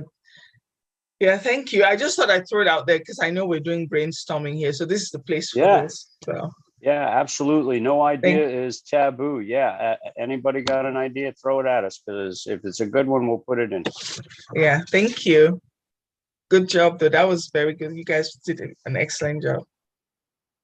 Thank you, Bridget. Excellent question. Hey, any ideas to Bridget's question? It was a very good question to help out David and Pat. Would be welcomed. Very good. Oh my goodness, Mr. John Wilkinson, please unmute yourself, sir. Thank you, Bridget. Thanks for having me. John Wilkinson here. I am a former Marine as well. And I had actually been working on the same idea for a few months off and on. And I had some ideas I really want to, get by you, and see if they could be helpful to you as well. One of my friends told me they have this already in Israel called the kibbutz. Everybody, okay, it's called a kibbutz. And, it's the same thing as the village as you're talking about. And so some of the things I have been looking at for this idea as well was a portable turbine.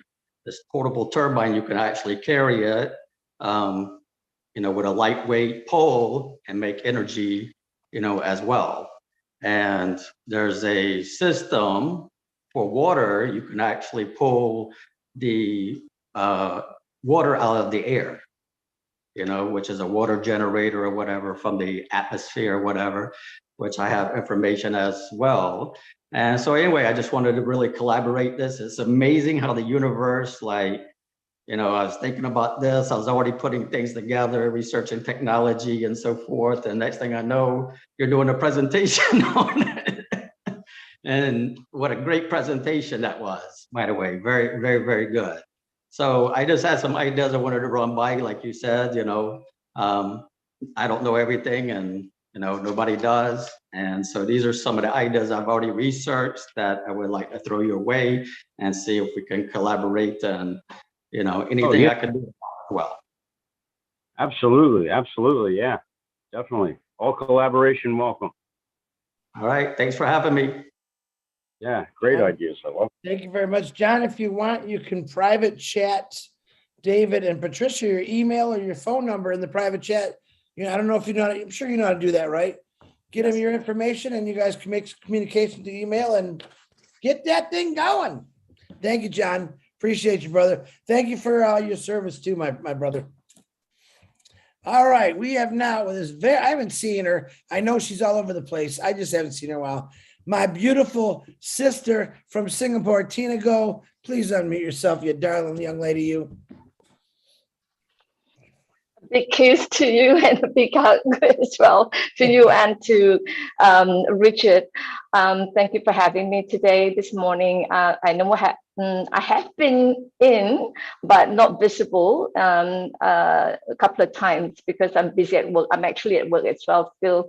But I totally missed the presentation, David and Pat, but I know it is something really great that you're doing. And I've been privately chatting with David as well with regards to about farming.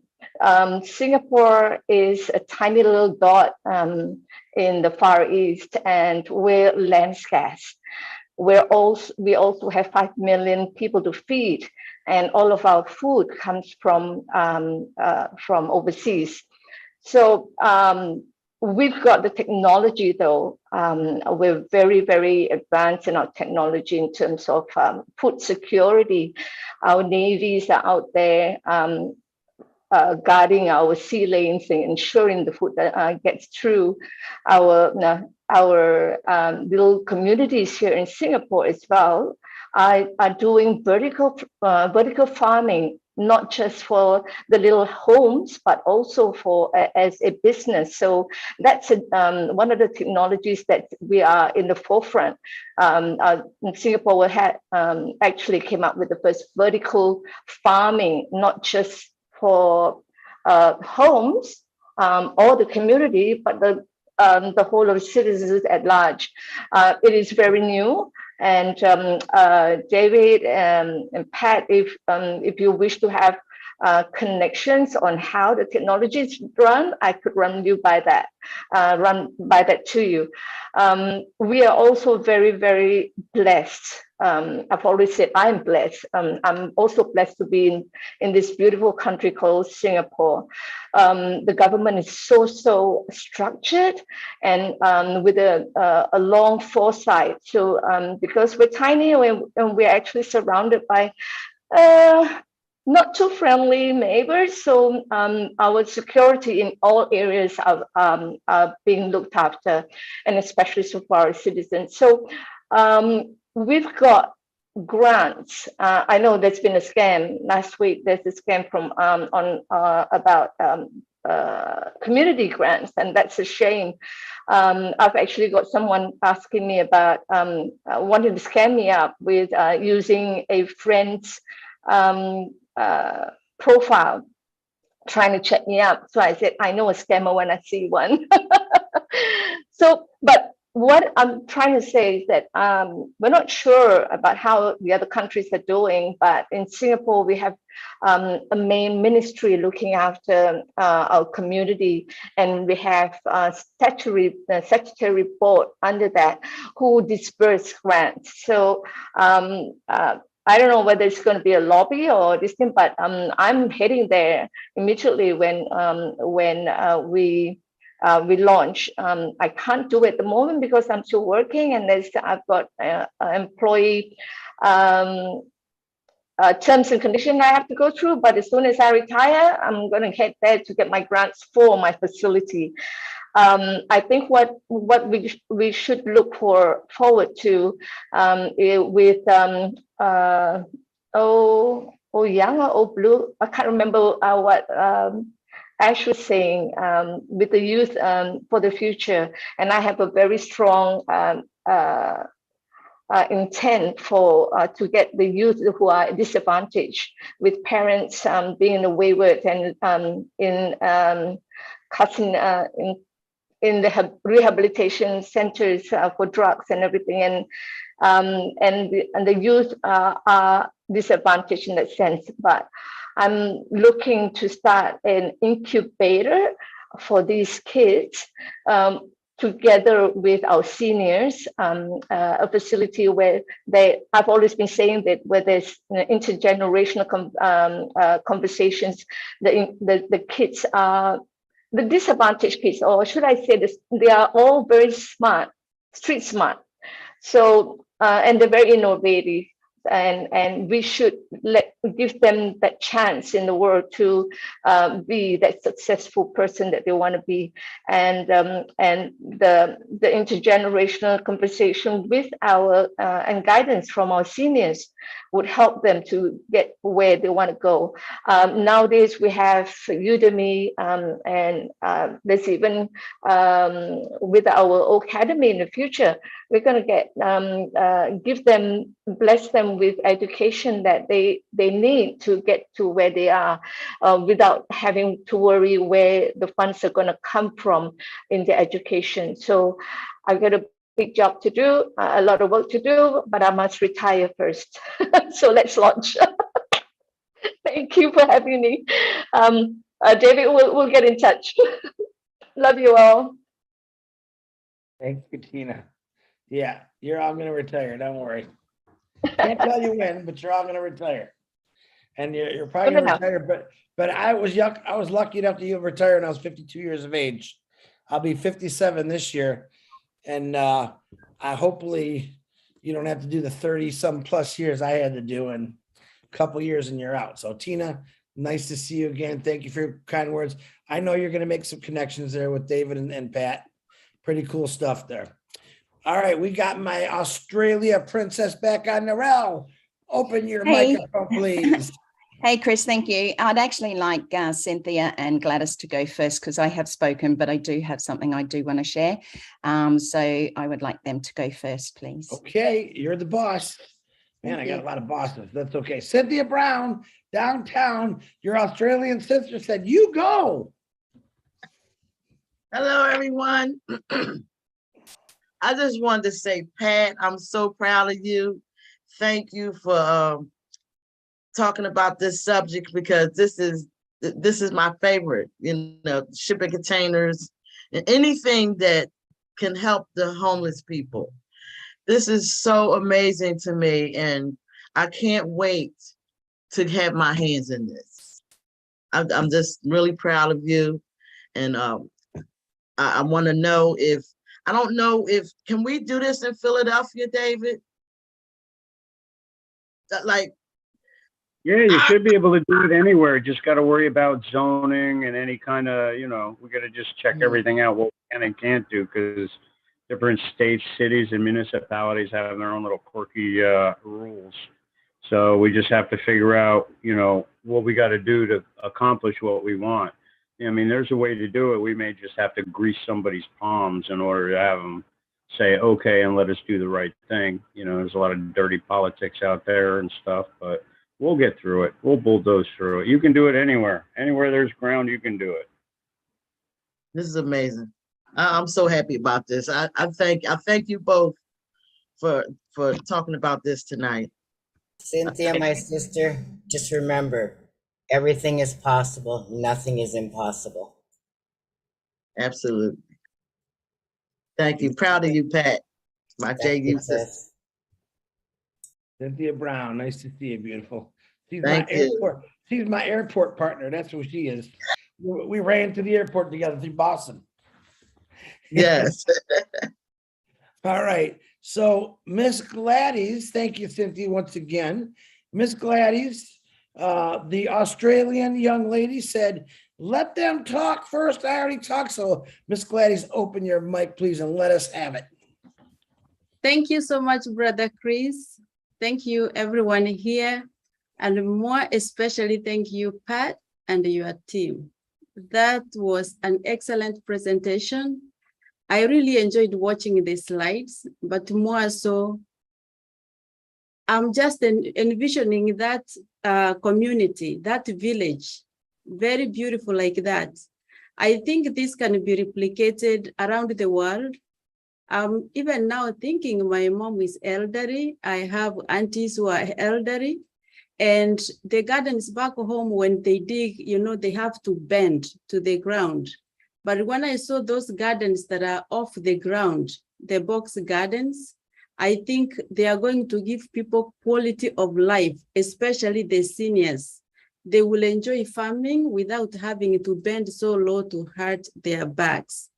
And this dream that you have started, oh bless, will bring it to pass.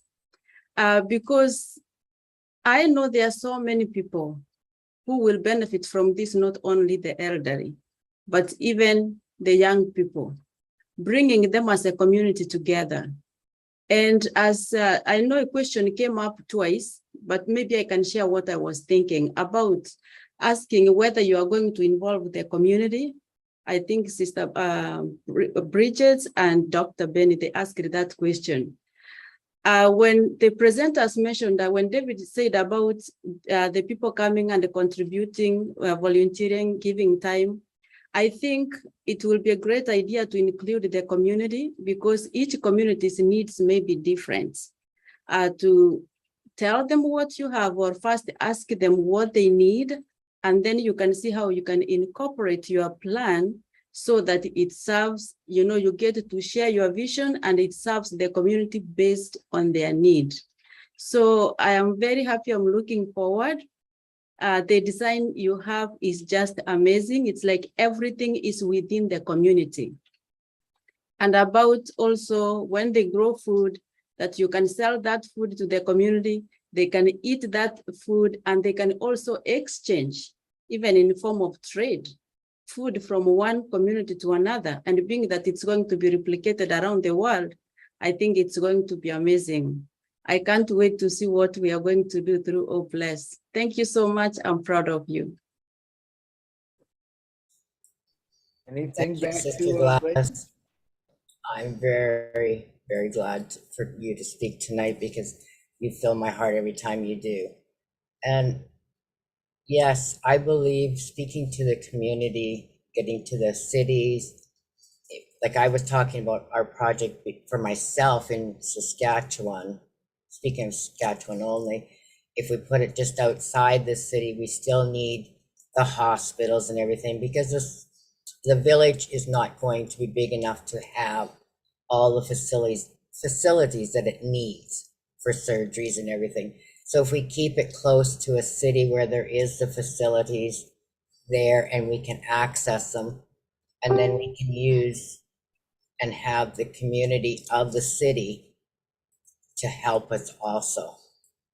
Because the vision I have for the place that I visioned and drove by and looked at for an hour and sat there and visioned it was just over the bridge out of the city, which would be 5 or 10 minutes out. But whether that land will ever be available, I don't know. But there is other lands. We're called the Flatlands and the land of the living sky, so I'm not worried about land. It's all around. But staying close to a community that has the facilities of medical, because everyone needs that around. And in Saskatchewan right now, too many hospitals have been closed down in the small towns, and seniors' homes have been closed. And now they got to start opening them up again. Will they? I don't know. But if we stay close enough and have facilities like private surgeries for when you, or if you break an ankle or you, for minor stuff, not the major. Because I don't believe a small town or a village would be able to handle it all. My personal, anyhow. I don't know. We still need the communities around us. Because it's called a we, not I. Gotta love that, Pat. All right, where did she go? Gladys, did you get your question answered? I think you did. Yes, I did. My hand is down. Thank you. Thank Okay, you, there Sister go. Pat. Once again, Gladys, you're always good on my eyes. You're a beautiful young lady. I always love the outfit you got on. Thank you for making me smile. All right, I'm not going to you yet, Narelle. I'm going to Mamadou. Who is that guy in a car? He doesn't have a mask and he's not working there. Mamadou, you there? Go ahead, unmute yourself. Oh, there he is with his mask.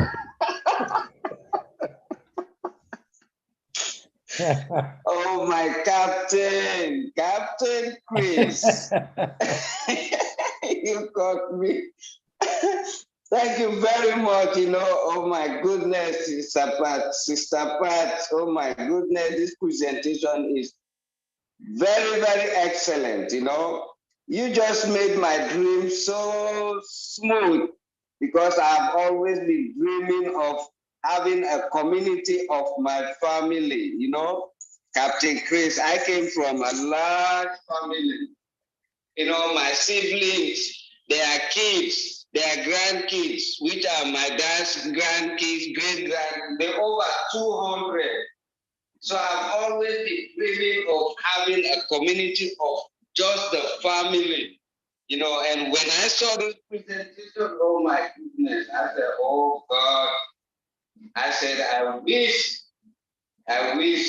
I can have access into this place that I can really follow up and make sure this community that I've been dreaming of,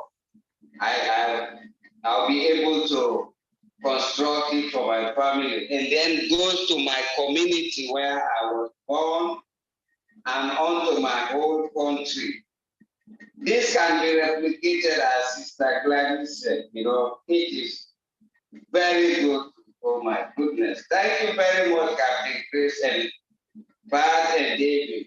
That was excellent. Thank you. I don't have much to say. I'm so excited to see this. Oh, Mamadou's never got much to say, does he? I'm about to clock out now, Captain Chris. Thank you, Mamadou. You came right when we're about to clock out. Okay, appreciate you, brother. Good to see you. Now, last one is Narelle, who was gracious enough to let 2-3 people go in front of her. Narelle, unmute yourself. Let's see what you got. Thanks, Chris. You're I was welcome. remembering back because, sometimes when you're tired and things like that, and you said about bringing back, the sustainability, the way that our parents grew vegetable gardens and things like that. Yesterday was the 25th anniversary of my father's passing, and what he passed on to us, there were 6 girls and 1 boy. He was a little sad about that, having so many girls, but I think we brought joy to his life. But, growing and things like that, the vegetables and, not having everything sprayed is so very important. However, I've had an idea in my head and I haven't shared it before, and I just want to share it here tonight. Because I think when I talk about purpose, having people feel that they belong to a community. So yes, I do agree with all of you who have said about involving the communities, because this is what brings unity, One of my idea, and it may be laughable, excuse me, is that I believe in some of these communities, we could have street names like On Passive Way, just doesn't have to be passed by the council or anything like that, but just have names from On Passive. We could have Ashmafara Boulevard or whatever. However, it's about, I'm a tree lover, okay? And to me, I think planting a tree for every single person who either stays within the village, lives within the village, every founder, that sort of thing, and have a tree planted in their honor, because what this does is gives a person a sense of belonging. It's rooting who they are within that village, it really is. And trees, obviously, they're being cut down every day. They are very important because they give us life, so On Passive Life is about sustainability, about helping everybody, about sharing our heart. So my idea is to just plant trees for people, name them after the people, so that they have that sense of belonging. They can come and water it, everybody can be a part of that. And like I said, it just, they can watch not only the village grow, but the trees within the village. So I just wanted to share that and thank everybody for actually sharing tonight, because it is really important that what we hear from Pat and David was the start of their village, the start of a village, your village in your town, your community. We can do it everywhere. Australia is a very big country. We have plenty of land. We just don't have the water. We're one of the biggest countries, and yet we have the least amount of water, believe it or not, even though we have flooding in certain areas. But in the middle of Australia, it's a lot of desert. So, we can do a lot with land as long as we have the water. So thanks again, Chris. It's been an honor to be here. And thank you, everyone. It's lovely to see your faces. Very you're welcome, Narelle. Thank you for that. Lots of things to do. It's a big world, and there's lots of corners in this world that we don't know about, and we got to get in those corners. All right. Wow. We actually finished 1 minute before 11 o'clock. So let me say first of all, my appreciation, my thank you to Patricia, how I call Pat, parent, and David Roseski, 2 amazing individuals. I am so glad you guys came on here. Well, I'm even more happy that you 2 connected. Canada, Michigan, woo! There's a fight in there somewhere with a hockey game. We know that, but I think it's amazing what you guys did, and I want you to keep it going. I'm backing you 100%. You know that. I also want to thank Bruce Gerstein, John Barilla, Narelle Warkon, Lynn Nakamoto, Julie Wen for running the boards, helping with, John, where's John Barilla? I know he's still on. Yeah, there he is. I heard John Barillo was I'm promoted here. to, you were promoted to detective? Is that what it was now? I guess so. That's what I heard. That's what Marty said. Some Yeah, call people well, to help me check defenders. I'm moving you up to private investigator now. Okay, you got a double promotion this week. So John, appreciate all you do in the chats. I know it's not easy running through all the tubes and knocking these ding dongs out of whack. So appreciate you. Who else? Daryl Cook. I think Daryl's on here. He normally takes all the notes. Daryl, if you're still up, I appreciate you for doing that, my brother. Who am I missing? Am I missing anybody? If I'm missing somebody, please let me know. I want to thank all the people on the panel who spoke. Okay, and I also want to thank all the people on the panel who didn't speak. Yes, Daryl Cook just sent me the notes. Thank you, Daryl. God bless you, brother. Just remember this, guys. Ash said it, I always say it. Do one nice thing a day for somebody. It doesn't have to be about money. It could be a hug. It could be a thank you. It really does change someone's attitude. If you do say to an individual, good morning, have a great day, and they say, don't you dare tell me what to do, run away. Run away from that individual. There's no helping that guy today. My boss used to say that to me every time. I'd say, hey, good morning, boss, have a great day. He'd say, don't you ever tell me what to do. So, just a joke, but have fun. All right, let's have some fun. Chris, I would really like to say thank you for having David and myself do a presentation tonight. And we are very grateful, thankful, and blessed as always. And I would also like to leave my condolences with Leanne and her family. Yes. Let's remember Leanne Bonnet. Actually, let's go out in silence today. Just because of Leanne. And thank you for reminding me about that, Pat. And it's always my pleasure. You never have to say thank you. Just keep doing what you're doing, guys. This is about every one of us coming together from every part of the world and just helping people for the first time in history. Think about it that way. All right, Richard, I noticed you just put your hand up real quick. Go ahead, brother. It's because I want to ask for prayers for my youngest stepson. Tomorrow's having back surgery at 11 o'clock tomorrow morning. You got it, Richard. Many, many prayers, guys. Remember Richard and his grandson in his prayers. All you guys, if you got something going on in your families, we're praying for you constantly. You got my promise on that. Morning, noon, and night, I'm always praying for everyone that I know, and I know a lot of you. So keep Leanne and her family in her prayers, and reach out to each other. There's a lot of people out here that just need to you just might want to talk to them. You just might change their life, right? So thank you for coming to Bless. We'll see you next Tuesday. And I'm not telling you what I got going because I got 3 things I got to pick. But I love everyone here. Pat, Parent, David, you guys rocked my world tonight. Everyone else that spoke in the panel, you rocked my world.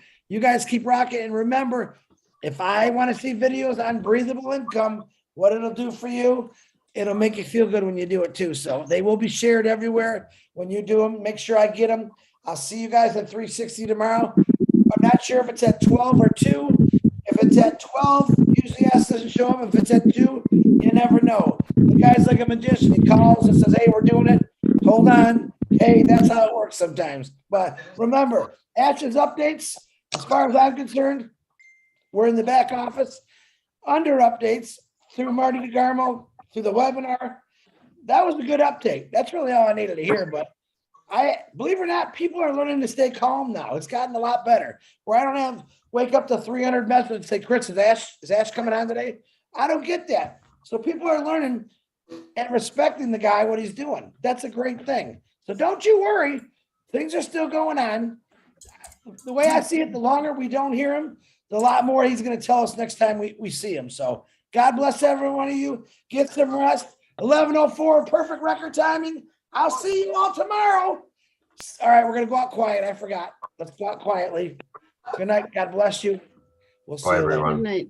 Good Bye. night. Awesome. Good Good night. night, all. Good night, everyone. Good night. Good night. Good people. Everyone from Philadelphia. Thank you, David. Good night, Chris, good night, everyone. everyone. Thank you very much. Have a wonderful You, night. Pat. Hey, my Morris. baby. Good night. Blessed night. Come to Late Night Chat with Lynn and Rob. Lynn and Rob, midnight. Good night. Very much for monitoring our chat. Barilla. Thank you. God bless you. Thank you, David and Don't Pat. forget, guys, I forgot Lynn and Rob will be on Mama midnight. Do.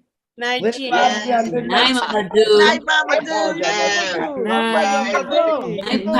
I thought we were supposed to exit quietly. I know, we're not being very quiet. Exit quietly. I think, Have a I think, blessed you night. know what, right now, Leanne's looking down and said, these people just Thank don't you, know the thank power you. rules. It's okay. Exit Bridget. quietly, folks. Night, Dr. Oh,